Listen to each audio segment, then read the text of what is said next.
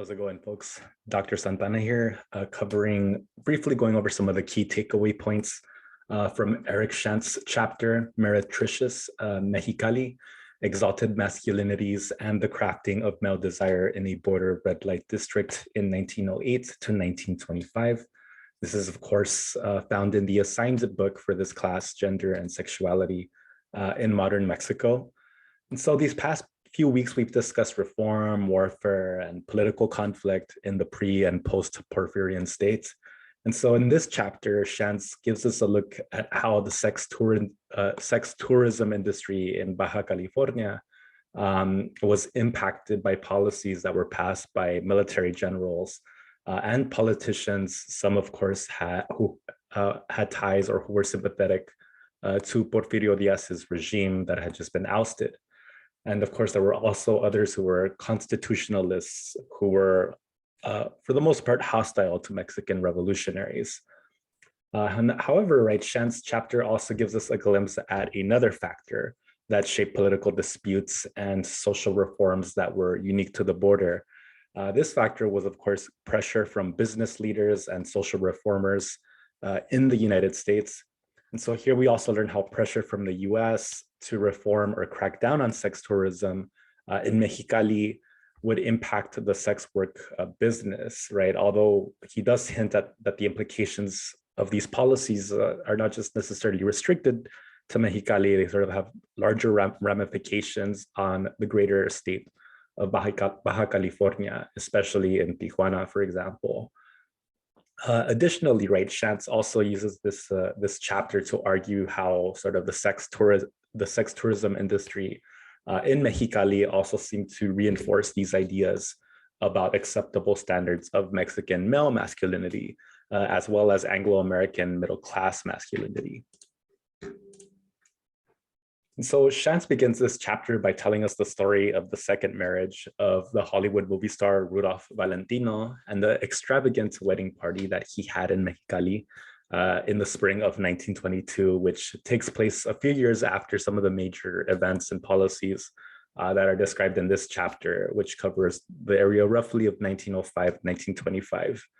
And so this story of Valentino's wedding, it's used to illustrate how it's used to illustrate to us how Mexican border states like Mexicali benefited from this reputation that they received over time from the upper and middle class Anglo-Americans who imagined the borderlands, right, as this area where they could go to partake in vices, right, that were heavily restricted back in the United States, especially sex tourism, for example. And thanks, of course, to their access to automobiles, these U.S. citizens, we learn, are also notoriously able to travel to the border cities at this time, especially during the period of alcohol prohibition in the United States, which began in the 1920s. So hence, right, we learned that the reason why Valentino decided to hold his wedding there, right, was, of course, this allure, right, of it's a place where you could go drink. Or engage in other vices, right, that were otherwise heavily restricted back in the US. You kind of get a sense of this also right here in these ads here, kind of this exotification of the borderlands here. So this beer advertisement from the 1940s, you see here this advertisement describing Mexicali beer, saying, well, here's looking at you, right? And so, and again, you kind of get sort of the this perception, right, this allure to the sort of the middle class consumer, right? Because obviously, right, the hand that's holding it, you could see it's a person wearing a suit, presumably.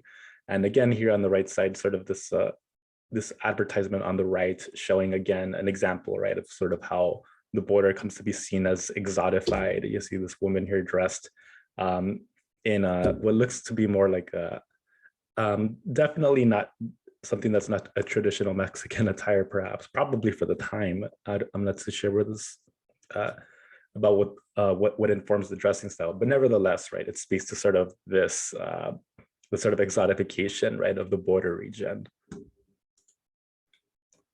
And so, second, the opening story here related to Rudolph Valentino is also used to tell us how he embodied these ideals of what the author calls exalted masculinity, But what exactly is the exalted masculinity that the author refers to?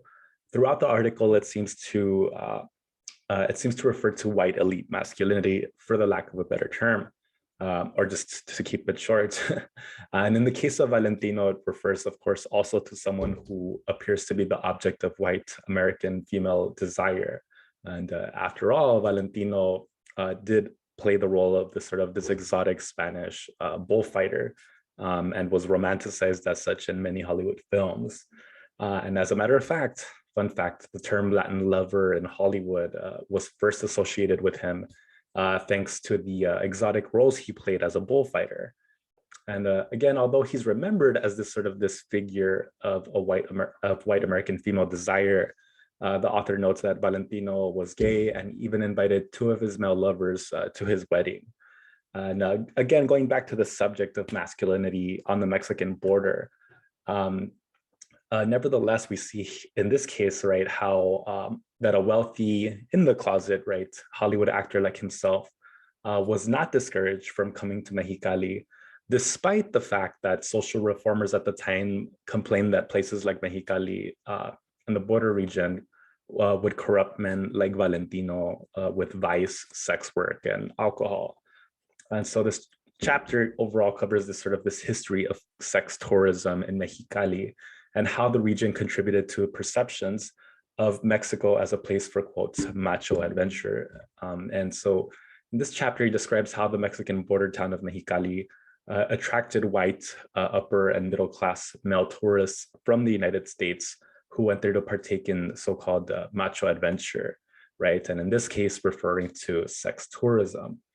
Notably, right, this is also in the period, most of this article takes place in the period before Prohibition in the US, which is, of course, and during Prohibition, this would, of course, draw many Anglo-Americans, right, and other folks from the US to the border regions, right, because it was the only place where they could acquire access to alcohol. So in the next section, we learned that these attempts to make Mexicali welcoming to tourists in the United States, particularly those who were attracted to the sex industry, of course, was not without its controversies. From 1908 to 1914, we learned that the sex work industry in Mexicali was mostly unregulated, which of course made it subject to scrutiny from white Anglo-Americans in the US who lived next door to the US border regions. And these concerns about sex work on the border also certainly had racial and gender dimensions. So for example, these newspapers warned that sex work destroyed families by tempting vulnerable husbands. They also voiced concerns that white women were victims of sex trafficking on the border. And I think this speaks to this larger Victorian era concern about supposed white female slavery in sex work. And this was not just necessarily a concern just in the border region. This was also a concern at the time that was a popular concern in other parts of the United States, such as in Chicago. And you see here in this newspaper advertisement here also, it says, "My God, if only I could get out of here. The midnight shriek of a young girl in the vice district of a large city, heard by two worthy men, started a crusade which resulted in closing up the dens of shame in that city." And I forget, I think this was a newspaper clipping that pertains to Chicago, but I don't recall, so I have to double check this. But anyways, right, again, we see another advertisement here in 1912. It says here, "Expose the white slave traffic." And so anyways, so you had these sorts of meetings, there was these discourses, right, concerned with white women being forced into the sex work industry against their will. And so again, there was already this discourse, right, concerned about sex work at this time. And also this was also these attempts to regulate sex work were also coupled with attempts to regulate sex work in Mexicali. But again, many of these attempts to regulate the industry, we learn, are difficult because in many cases, you see that there are local government officials who are consumers of the sex industry themselves, such as the jefe político of Baja California, Celso Vega. And for that matter, even during the Mexican Revolution, there were various military officials who not only ignored these sort of concerns regarding sex work, they also themselves sought out bribes from sex workers, madams, as well as pimps. One method that these military governors responded to the criticisms from the United States pertaining to the sex work industry was by deporting who they refer to as undesirable immigrants. But who exactly were these undesirable immigrants? The first category that he talks about in this article were those women who were suspected of being sex workers. Of course, that were coming from the United States, also targeting those that they suspected came from China. And evidently, this had many racial dimensions. It also these policies also sought to target Black women who were presumed to be sex workers coming from the South. We also see that it again targeted Chinese women who, at the time, as well as in the United States, were often stereotyped as women who were brought to the Americas against their will. And I think you see this sort of, this policy also reflected in the United States with the passing of the Page Law, which sought to, again, target Chinese women who were supposedly thought of coming to the US, right, against their will as sex slaves. And nevertheless, right, we see that these policies, right, were, although there was these attempts to restrict women and women presumed to be sex workers coming to Mexicali from the United States. Nevertheless, right, we see a pattern of uneven implementation of these laws. So from 1912 to 1914, we see that these policies lead to the deportation of 51 sex workers, 4 pimps, and 3 Chinese immigrants. Yet at the same time, Mexican immigration officials would grant 17 sex workers work residency permits. And so those who were not deported tended to be those who had gone at least through the proper channels of getting proper residency or citizenship. And this policy to deport unwanted immigrants also sought to target men who were suspected of coming to Baja California as consumers of the sex work industry. Again, this policy would lead to yet another controversy, especially in the wake of the Mexican Revolution. So there's this case in 1914 of Encarnacion Rosas, who traveled to Mexicali with 2 other men looking for his missing daughter, who he suspected was kidnapped and forced to work as a sex worker in Mexicali. And on their way, these 3 men were stopped by Colonel Agustin Yaguno and some soldiers who claimed that they executed him out of suspicion that these men were Mexican revolutionaries. Yet initial reports suggest that they were stopped due to claims that they came as consumers of sex workers. However, right, it's likely, as the author points out, it's likely that Sanchez and the 2 other men were killed because their search for Sanchez's daughter may have likely threatened to disrupt the sex trafficking industry in Mexicali. And so again, this was an industry that military men like Agustin Yaguno profited from. So it made sense that they would get rid of them. And so this incident would go on to spark public outrage in the United States concerning the well-being of US citizens, the safety of US citizens in Mexico.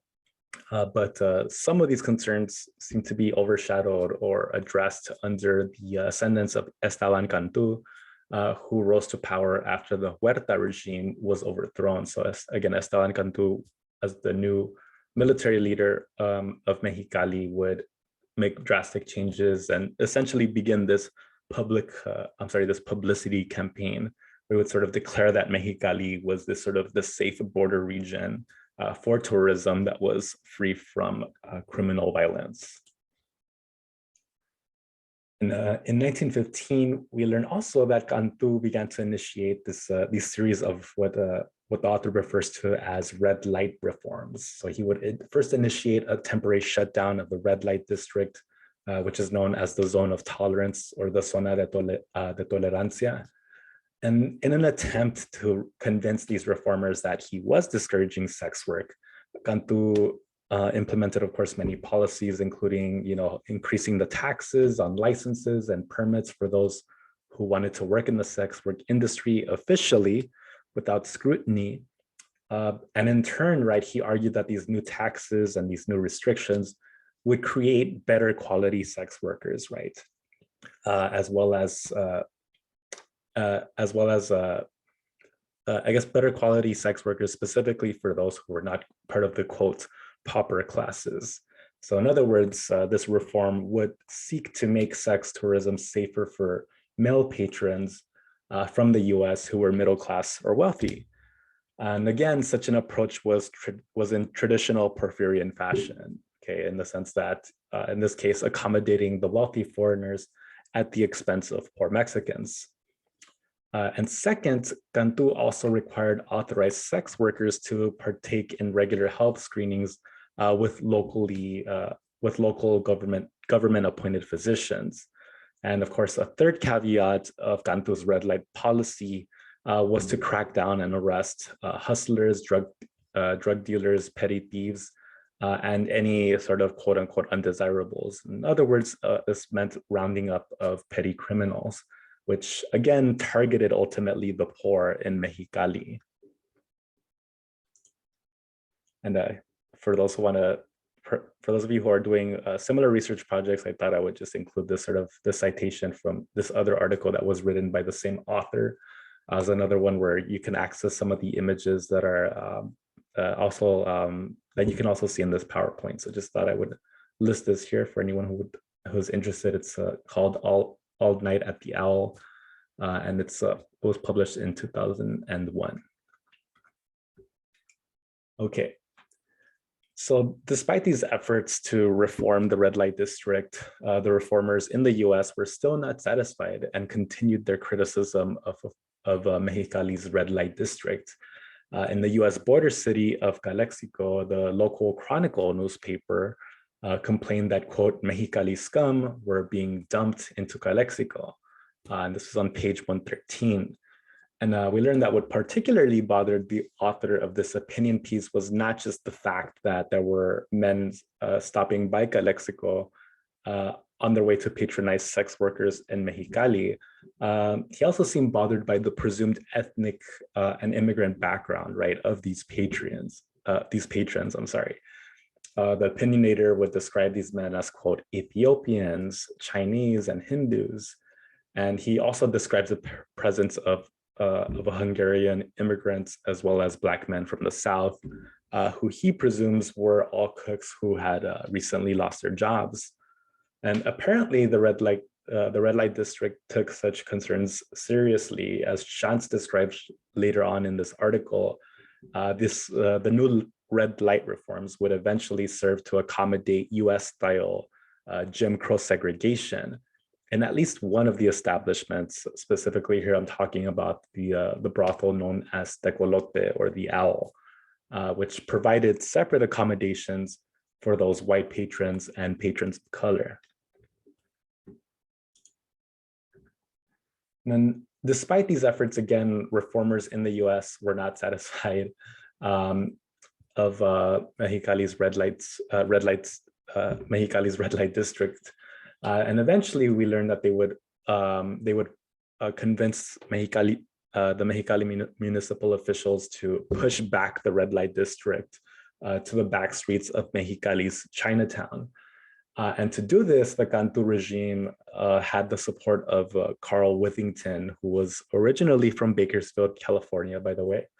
And we learned that he essentially helped to rebrand the Owl as this sort of entertainment center that also provided dance, drinks, and music.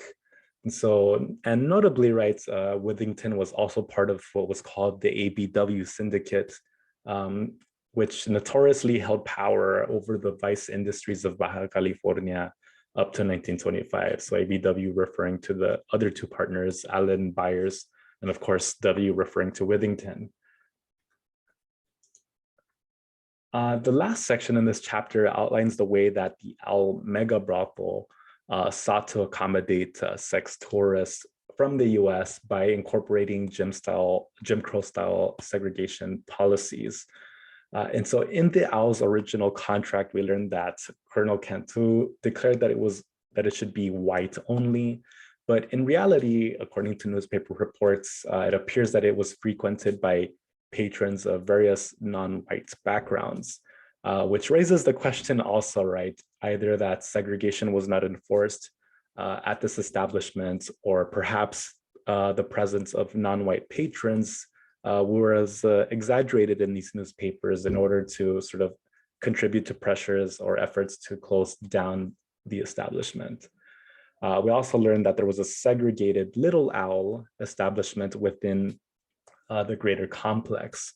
And also that we see that in practice too, right, despite some of these segregationist policies, not only the patrons come from various ethnic backgrounds, the women who work at the Owl also come from various backgrounds as well. So we see here, for example, some examples here of some of the registered women at the Owl. There's Grace Clark from San Francisco, California, Owl room number 16.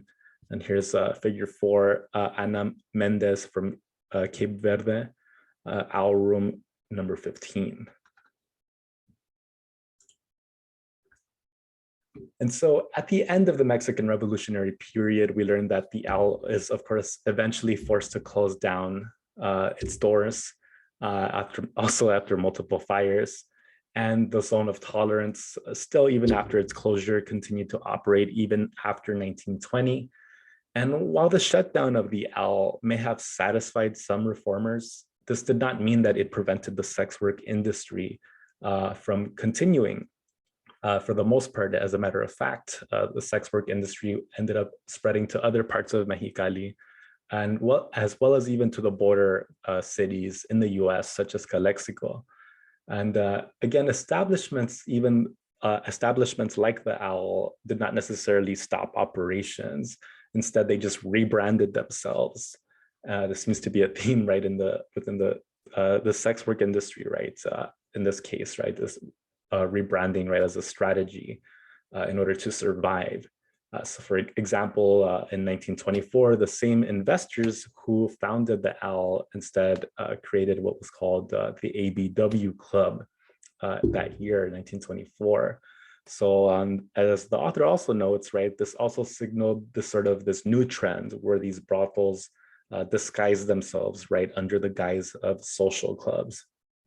And as social clubs, right, they presumably offered membership and admission only to the higher class, to the higher classes, presumably those who were white clientele, part of the white clientele, and presumably again from the United States.